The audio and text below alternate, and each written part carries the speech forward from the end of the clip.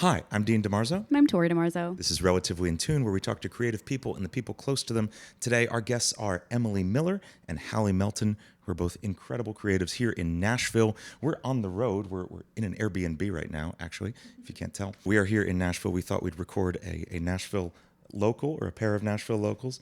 Emily Miller is a lighting designer for Lawrence, and Hallie is a mastering engineer, worked on a ton of amazing records. Incredible. I was going through your discography, just absolutely blown away immediately.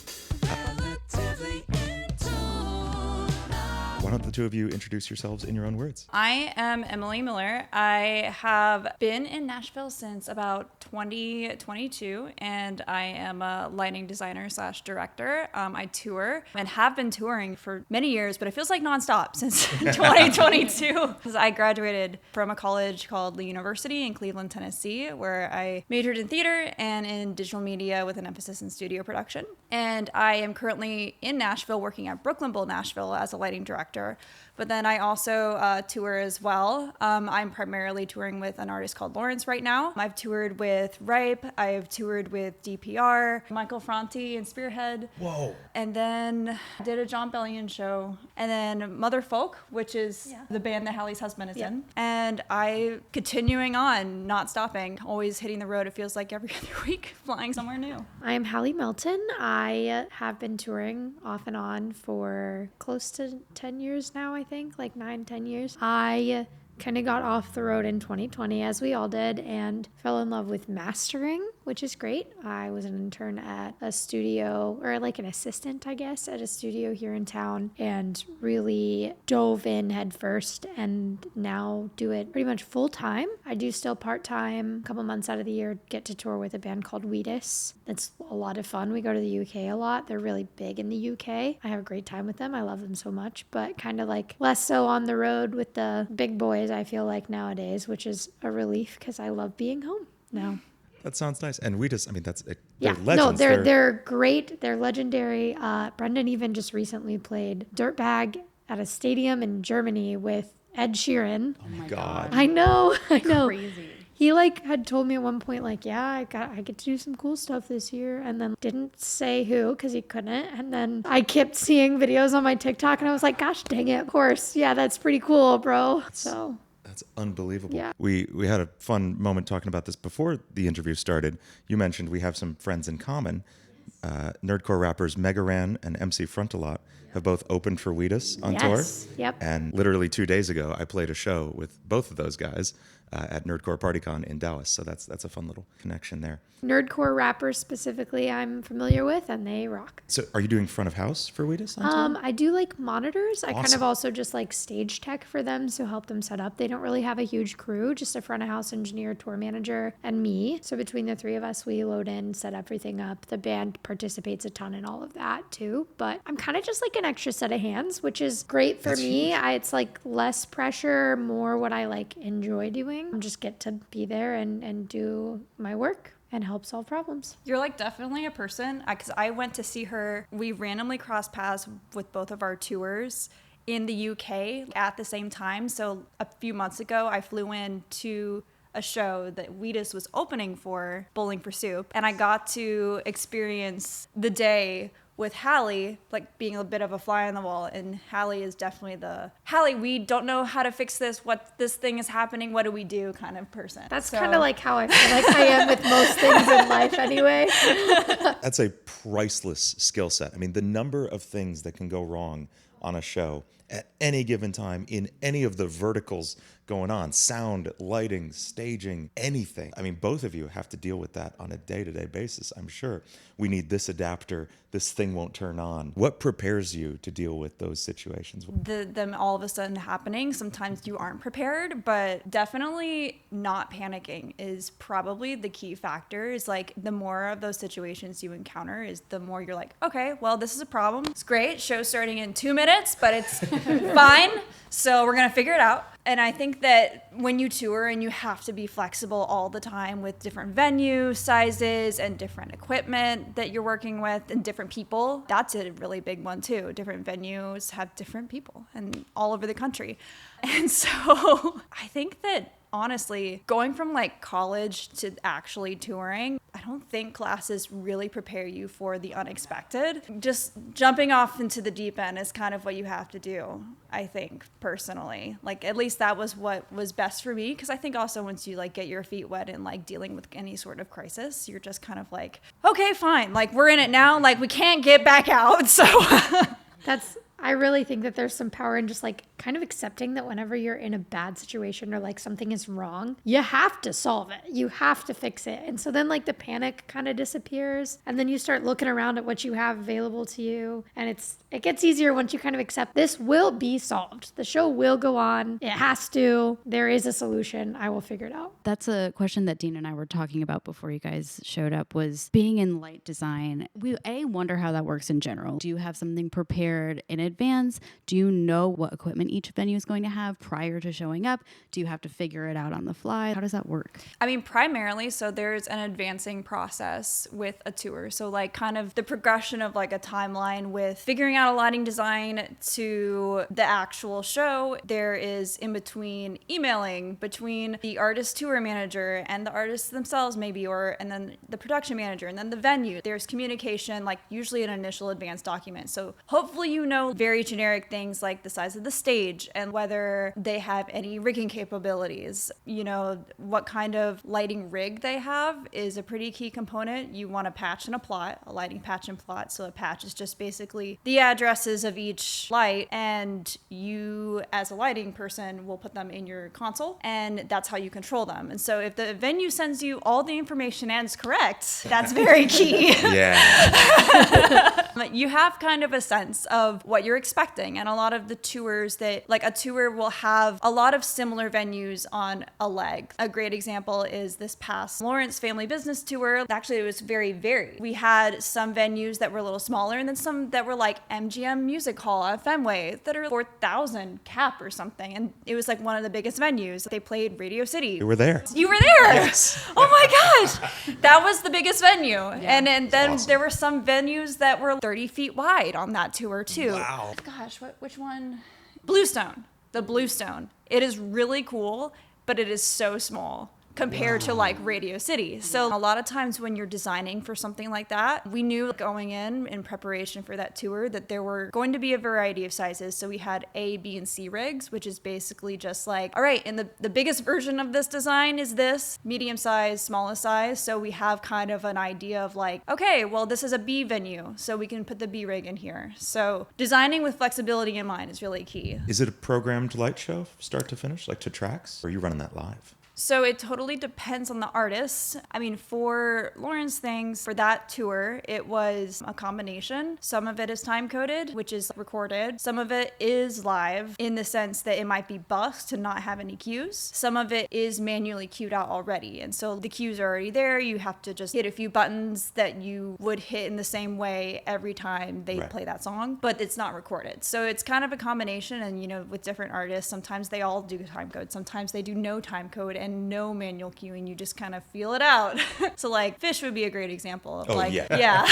Can't program anything for that. I think there was a podcast I listened to fairly recently that they were getting into some songs being cued out, but I did. Have you guys seen Fish? I haven't seen them live, but I've seen tons of videos. I got to see my first Fish show last December at MSG, and it was crazy. Sure. It blew my mind. So if you ever go to one, just go for the lights. You heard it here. I don't go to even. Fish for the lights. No, but I'm sure that's incredible. I have fooled around just slightly with like a little DMX setup in my home studio for when I'm shooting videos to have, more visual interest going on. I cannot fathom telling all of Radio City Music Hall what to do. What software are you using? Oh man, it's free. I can tell you that. It's like an open source QLC Plus, I think. Oh yeah. Okay. I mean, like there's a lot of different softwares, and it's really just kind of like what you practice using again and again, like which you make music, so you probably have a specific DAW that you use. Yeah, right? I'm just running MIDI right out of Ableton into QLC, and that's triggering the lights.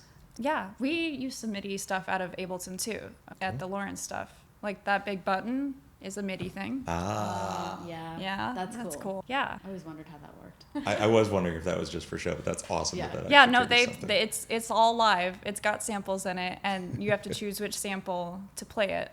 So That's cool. I want to jump to talking about mastering. Yeah. Mastering is something that I think for the layperson, the average music listener may not have heard that term. And then even for a lot of musicians, it's this arcane art that you got to send it off to the mastering engineer and then it comes back good. And I don't know what they do. If you could sum up for the listeners, what is mastering? Yeah, so mastering is essentially the last step in making a record. You take the record once it's already been, recorded, all the production is set in stone, it's been mixed, and I get a stereo wave file, so like just the song as it is. I don't get tracks with like where I can control guitar or anything different, and I essentially just tweak the sonics of it as a whole, and then also kind of make sure on the technical side of it that it is a loud enough volume for streaming, that it is basically is appropriate and will play back well on the technical side of things. So it is an all-encompassing technical and creative step at the end of a record. I'm the last one to touch a song before it gets released, and that's a lot of pressure, but it's also very, very fun. I do kind of like that people kind of call it a little bit of a dark art. I get to call myself a musician. A lot of people get a little huffy about that because they're like, it's not really that difficult to understand. And I'm like, well, it kind of is. And also, I kind of like being a magician, so don't take this away from me.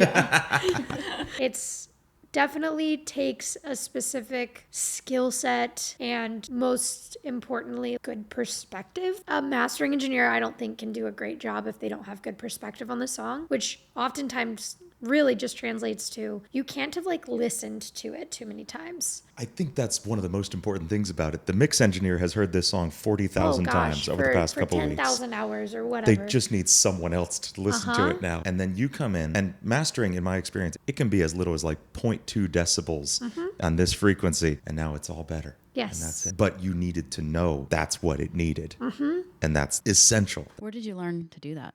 Pretty much everything that I learned and know is from my old boss, Nathan Dantzler. He has a spot here in town called the Hit Lab. He works on a ton of really cool pop records. He's been in the game since he was in high school and has done so many different things within the studio world over the years that he just has great perspective in every aspect. He has a really trained ear for production ideas because he used to produce. He has mixed in the past. He only masters now, but I think that him having such a varied background made him really, really good at having a multi-dimensional perspective. And so then I think that he was such a great teacher because on the technical side of things, we could really nerd out and I would understand well what was happening. But also he kind of really taught me to look out for all of these other things as well. I think a lot of the great mastering engineers in the game have that kind of varied background. But yeah, that's it. I don't know. I don't think I've ever seen a YouTube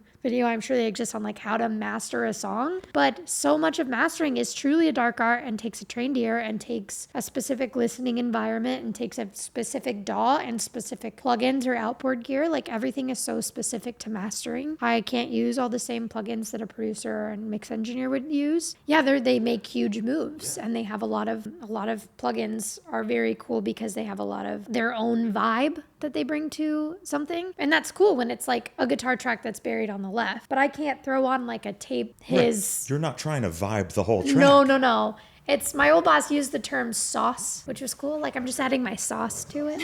I like that, yeah. So I think it's more recent that women have gotten into this industry. And because we are in that unique situation where both of you work behind the scenes in the music industry, have you found any difficulties throughout your experience as a woman in the industry? And would you have any advice to a woman trying to break into behind the scenes? I feel like this is something I talk about a lot with my friends who also work in the music industry that are women. And it's very interesting because I definitely have in my time run into some misogynistic, not very cool people. But at the same time, I think that there are a lot of opportunities out there for women because people are trying to make this space. So both exist. I don't think one is, one outweighs the other, but I do think that I have to be more careful maybe with the way that I word things when I'm talking to someone. If I'm trying to correct somebody because I see something was done improperly, I can't just say it. I kind of have to sometimes tiptoe around that, and that can be frustrating because I can say something and it be taken in a bad way when if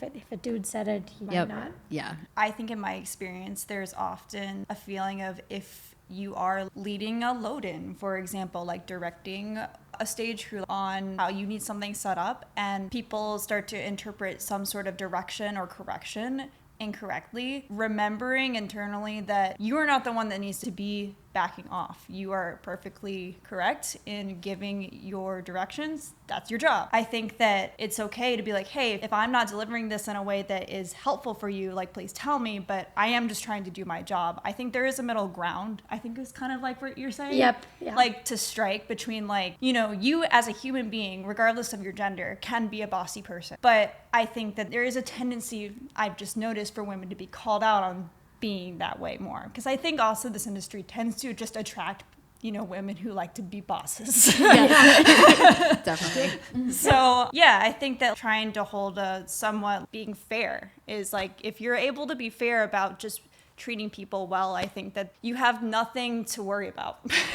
You know? That makes a lot of sense for Yeah. sure. Can you talk a little bit more about how you got the opportunity with Lawrence? Because I'm a very big fan. We Very found big fan you is an through understatement for her, I Lawrence. would Actually, say. found you through that Patreon Oh, live yeah. stream. Every time that they're live streaming, they talk about you and they're like, please come out to the live stream. And I was like, I have to look her up and get this story before yeah. they do. Yeah, it's cool. I feel like every time they do the Patreon, I'm like at work and I'm like, I can't get on right now, sorry. They had like, what was it? It was like a cockroach that was on the last one. She was telling me There was about like a this. giant cockroach in the studio and they were live Sounds streaming like it New and they York. just like put it on the live stream and like Clyde was singing about it on the keyboard. So weird. I was like, and I was just at work, like, I'm like, well, okay. And they're like, come on to the podcast and talk about doing lights for Taylor Swift. You're like, I'm really busy, I can't. And Jordan's like, come on. Yeah, that was a very interesting moment. I mean, like, I think that that is definitely just a thing that happened. They're really supportive people. So they're like, it's so great that you did that, Emily. And I'm like, thank you. I do appreciate that. I think for the sake of the podcast, you maybe need to give a little bit of context. For Yeah, that. yeah. So, like, I mean, I work at Brooklyn Bowl, Nashville, and we have a lot of events. And Tight Ends University, which is an organization that Travis Kelce is one of the founders of, and Travis Kelce is Taylor Swift's boyfriend. They had a fundraising event with a lot of artists, and Taylor Swift came out at the end and did a song. And so I was working that event, and I was just lighting the whole event, and she was there. So that was really cool. I'm really glad I knew the song and that I did not accidentally strobe the lights or anything too much. So that happens just in the industry. Stuff like that happens where like a very famous person is suddenly on the stage and you're just doing your job. It's cool. Yeah. No pressure. How did you meet Lawrence to begin with? How did you get that job? So basically, Lawrence, back in 2021, they were getting ready, I think, for their hotel TV tour. I think it had been canceled before the pandemic, and this was like redoing the tour again after 2020. They had a Google form that they posted. I think I was following them on Instagram because I liked their music. And they had multiple positions you could like apply for in different cities. I think there was like a ton of them. Runner, like production assistant, many things. And there was a lighting one, and I remember checking it and thinking, probably nothing is gonna come of this. But I got an email a few weeks later, I believe, and basically got connected and kind of went through like an interview process with the person at the time, Nate Files, who had designed and programmed the show. And I ended up getting on the road with them. And it was kind of stressful for me schedule-wise at first because I was still in my final semester of college. So I was like flying to like Colorado on my fall break, and then I had to like finish all my finals early so that I could go back on the tour and like programming things and then doing my final. That was a little stressful, but it was definitely worth it. Oh my gosh. Yeah, and we just kind of all clicked really well, I think, was what we found, that we all enjoyed working and collaborating together. And so we've continued to work together since then. How does that work when you have a full-time job and then they're going on the road in the fall? Are you doing that as well? Yeah, I'll be going with them in the fall. Brooklyn Bowl is a lot of the venues, and this is kind of a thing in the industry where a lot of people work at different venues in the town that they live in, whether on a 1099 basis or like a part-time basis. And so because also a lot of venues are not 9 to 5, they're not technically like full-time jobs. So there's a lot of thinking of it more as like, I work here a lot. These are where a lot of my gigs are. And a lot of times the venues understand that people that they hire are also people who tour, and so they work with people on their schedules. So there's some flexibility, and there's definitely instances where people double book themselves. Oh no. So, but you know, a lot of people have each other's backs too. Like there's definitely a lot of, hey man, I double booked myself. Can anyone cover my shift on this day? So it works out well. That's really cool that Yeah. they're really flexible about that. That's great. Yeah. I'd love to know how you got started with Wheatus. I actually met Brendan on Twitter. Wow. Which Through social media. No, I've gotten so many gigs on Twitter. I get this. yeah, Brendan is he's very busy on Twitter. He loves to talk back and forth. I think specifically when I connected with him the first time, I had like followed the Wheatus account, but he was starting to tweet that he was re-recording the album that Teenage Dirtbagged on, and he was trying to track down all of the original equipment that he used because he had to do it exactly when he did it. So he was like tweeting all these crazy pictures of this wild gear, and some of it he needed to like repair, and some of it wasn't the original but was the same, and he was trying to like dial in the tones just right. And I just, at the time, was I think in school for audio engineering, so it was like starting to wrap my head around what all this stuff did, and just kept asking questions, and we were nerding out. And then they played a show here in Nashville, and I went out and just visited them, met them at the show.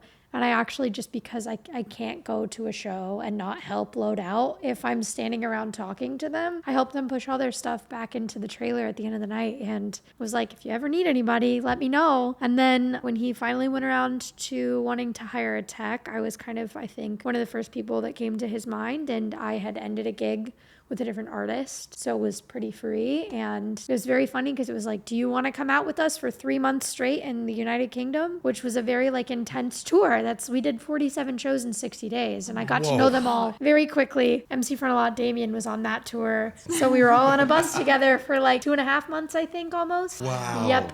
He opened for the whole tour? Yep. Oh my gosh. He was our support on the whole tour. He was on the same bus with you? Yep, because it was just him. He does his own stuff, so yeah. I'll have to tell Frontal about that because we were talking like just before this on Discord. I'll have to tell him I was.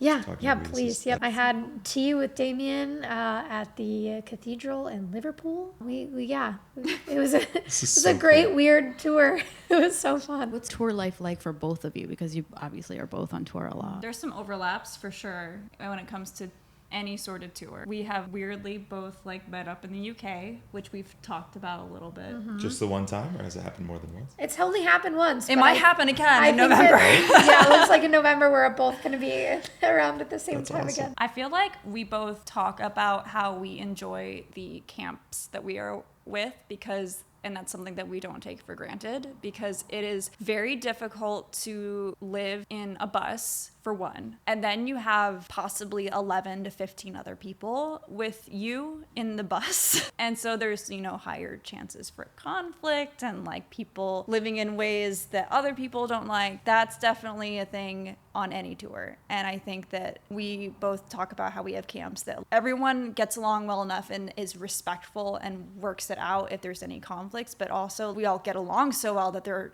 really is often not conflicts. So that's a big tour living thing. Yes, yeah. That's living on tour is like living with your roommates, but you're not leaving the house ever.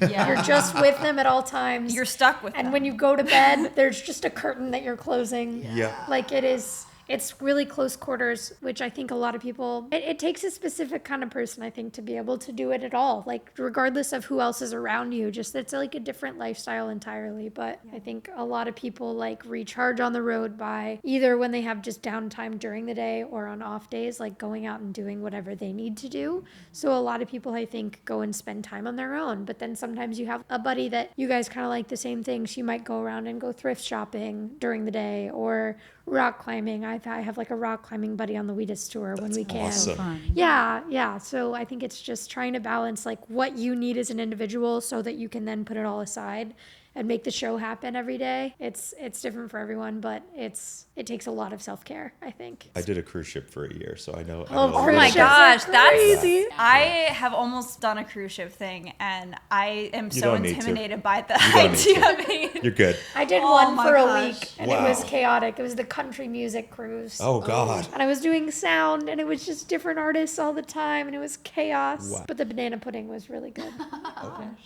Yeah, no big deal. I don't like bananas. Sorry.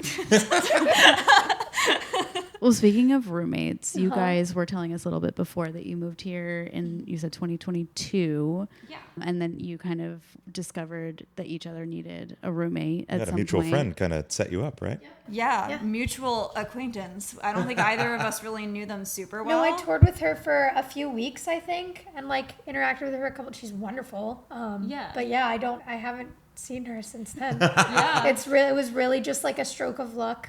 We both knew somebody that we both knew a little bit about and trusted just enough to be able to meet up. That's Yeah, because we both have had roommate horror stories for sure. I'm sure other people have experienced it too. We're like, oh yeah, I had to file a restraining order. It's fine. It's just like we're like hoping that kind of thing didn't happen, but like we kind of played it safe where we were like, all right, let's meet up. Let's like actually figure out if this is gonna work and our lifestyles, and it ended up working out really well because we both tour, and so it's like Hallie had cats. And so I was like, yeah, I love cats. I don't have any, but I mean, I will definitely watch your cats while you're gone. That's perfect. And Hallie has great cats. So yeah, they're great cats. yeah. Do you have like 5? I was trying to look at your Four. Instagram. I have Okay. four. I was counting and I'm like, oh man, that's a lot of cats. It is. I mean, 4 is still a lot. She had 2 when I moved in, though. Yeah. And then it was like 9, I'm just- and now it's 4. Okay. All right. When we moved into the house we live in now, which was last August, there was a stray, but like not necessarily feral cat in our backyard. And I was gonna like trap her and then like get her spayed and then release her, but she was very pregnant. She gave birth in our shower to 5 beautiful kittens, Which we kept one of them. most of whom we have rehomed. That's so good. And Yeah. we found a home for the mama because she was very sweet and just needed to not be an outside cat. Yeah. So for sure. she went to go live with Emily's brother, actually, Yeah, in Atlanta. Oh, fun. It's great. We were just Yeah. there.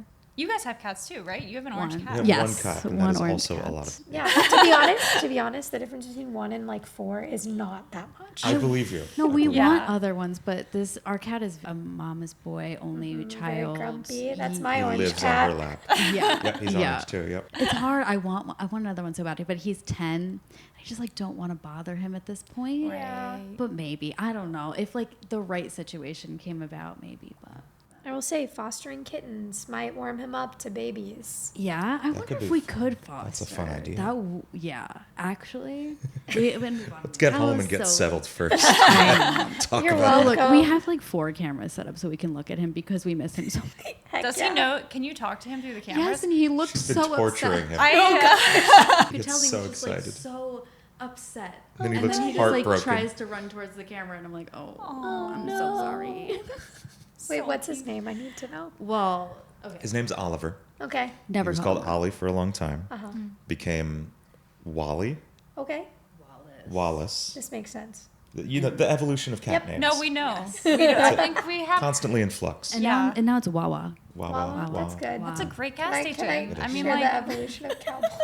sure, go for it. We have a cat named Cowboy. Sure. He went from Cowboy to Cow Snoy. Yep. From Cow Snoy to Snoopy. From Snoopy to like, I don't know, like Snooper?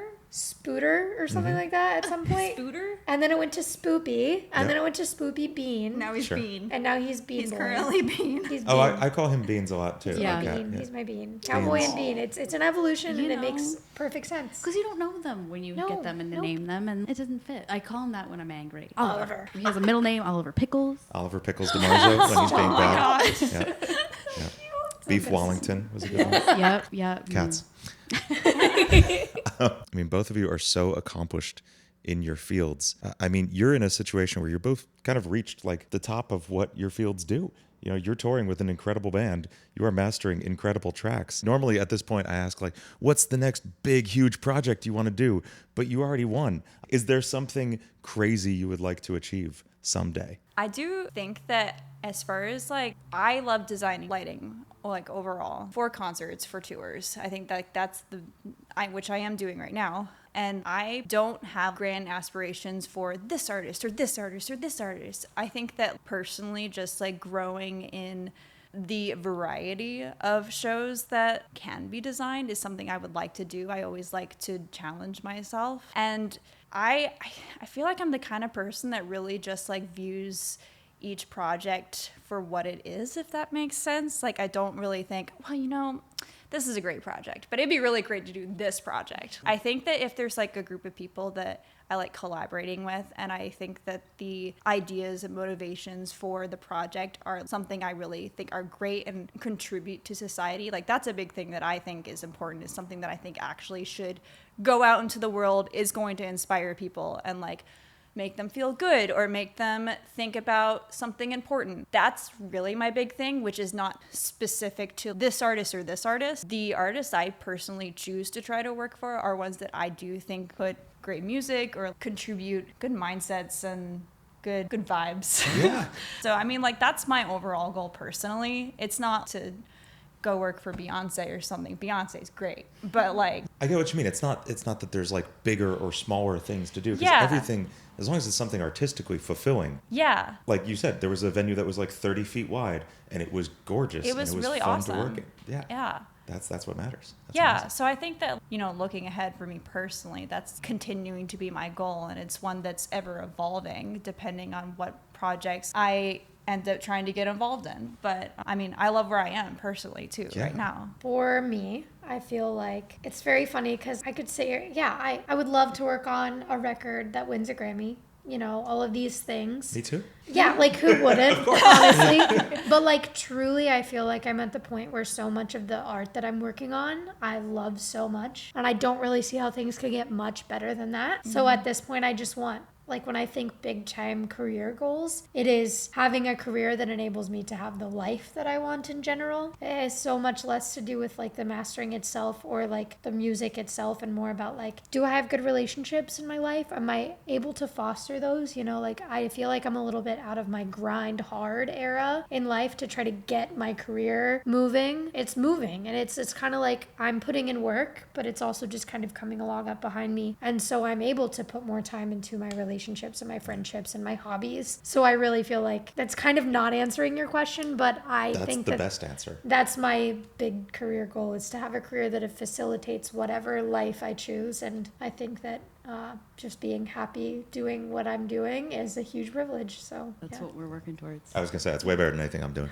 So I'm just transitioning like out of that super grind situation into like, okay, how do we like make sure our marriage and our life is really cool and happy and stuff? Because I finally like made YouTube and music work, and now I can breathe. So And that's great. cool. Well, and for me, I've And I'm worked bad at for 11 years, and something I didn't enjoy doing, quit the day before we left for this tour. Yes, 2 weeks ago.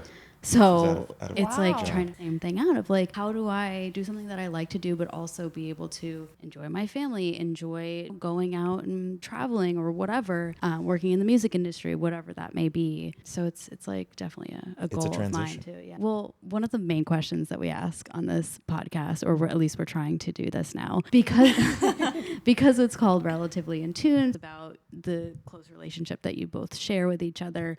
What's one thing about Emily that you wish the world would know, or something that you think nobody knows about her that you would really love to share and brag about? Emily is one of the most hardworking individuals I've ever met in my entire You look life. so uncomfortable. I am uncomfortable. This is why we do it. But she has this thing that she is able to do that I've met a lot of hardworking individuals who are miserable. And Emily manages to work really hard. Stress is unavoidable, but she manages to like do really amazing things and accomplish really amazing things while still, I think, enjoying it and managing herself and her time and pulling it all together at the end. And the craziest, like, she will like come home from a gig at Brooklyn Bowl at 1 a.m. and then fly out for like a show at 5 a.m. And it's crazy. And then she comes back and I'm like, how was it? And it's like, oh, it was great. And I'm like, I could never do what you're doing. Or like she'll like pull an all nighter, kind of like crack open a Red Bull at like 11 and get this It's crazy. Celsius. Okay. It used to be sugar-free Red Bull. That's true. I've transitioned. But like, and just like crank through and get all of this stuff done and like accomplish so much in a short amount of, or like in a long amount of time. But I've never seen her commit to more than she can handle.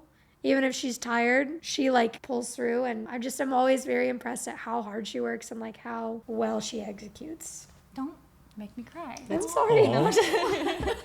We do. I also want to say, like, we get along very well. Like, when Yeah. we are both home and we both have the time for it, we spend a lot of time together and, like, do stuff together. So, I'll give you the opportunity to embarrass her now. Good. I was about to be your like, chance don't for you let me revenge. not say anything. Payback. Well, okay, so there are a million things I could say about Hallie. She's additionally hardworking, but she also has these amazing dreams that we both talk about all the time. And she is like so focused on making sure that those things happen. She's talked about now she wants to pursue acting. And, you know, she's like the kind of person that when she puts her mind to something, she does not give up on it. And she does every single thing she can possibly do to go for it. I know you just talked about how I'm like, yeah, I'm just like trying to chill with all my relationships and stuff. But like she's also a very determined and a very smart person. I'm always astounded by the way that Hallie just thinks through things so critically and so well, and is able to put it into words. She's amazing she's incredibly smart. I think sometimes you don't let yourself think that, but you are. we're both going to cry. It's fine. That's fine. That's what it's Yeah, sort that's of why. supposed to That's do. why, That's like why we're with here. the Wheatus people, like I see it like it's always very clear in her job where like people are constantly being like, Hallie, I don't understand this. Please help me figure this out. And Hallie will just look at it and be like, well, this thing is wrong, and I'm gonna fix this for it. And then she's gone. She's fixed it in like 2 seconds, and she's crazy at problem solving things. I think that's part of why you're so good at mastering, is because you can listen to something and immediately you're like, nope, I hear it. It needs to change there just a little. There, perfect. We were talking about it earlier. That's it. I'd be like, it was on the left. The thing was definitely on the left. Always. It always is. Thank you to Emily Miller and Hallie Melton for joining us today. You can find them both on Instagram. Is there anywhere else in particular you'd like them to follow you, check you out? I feel like Websites? Instagram is where I'm the most active, and I have a Yeah. link to my mastering website on there. Yeah. I'm really proud of the artists that I work with. So Yes. yes, you should definitely check out my playlist, not for my sake, but for their sake. I work with a lot of talented artists, and they're amazing, and everybody should listen to them. They're all incredible. And also, obviously, go check out Lawrence. Go see them in concert, see the Yes. amazing lighting and production design. And if you're in the UK, go see Wheatus. Yes.